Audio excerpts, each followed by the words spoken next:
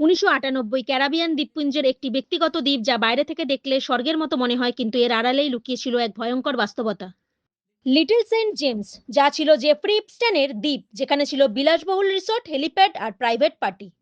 স্থানীয়রা এটিকে paedophile island বলে জানত। রিপোর্ট অনুসারে ১২ থেকে ১৭ বছর বয়সী একাধিক নাবালিকা মেয়েরা ভয়াবহ যৌন নির্যাতনের শিকার হয়েছিল।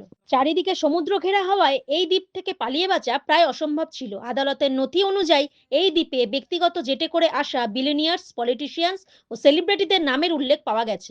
জেফ্রি ইপস্টেন, যার বিরুদ্ধে এসব কর্মকাণ্ডের অভিযোগ রয়েছে, তিনি শুরুতে ছিলেন একজন সাধারণ স্কুল শিক্ষক। পরবর্তীতে হঠাৎ করেই তিনি বিলিনিয়ার্স মহলের প্রভাবশালী অ্যাডভাইজার হিসেবে পরিচিত হয়ে ওঠেন। ২০০৫ সালে ভিকটিমরা সামনে আসার পর এফবিআই তদন্ত শুরু হয়, কিন্তু সেই তদন্তের পরেও এপস্টিনের শাস্তি হয়েছিল মাত্র ১৮ মাস, তাও বিশেষ কারাগারের সুবিধার সঙ্গে।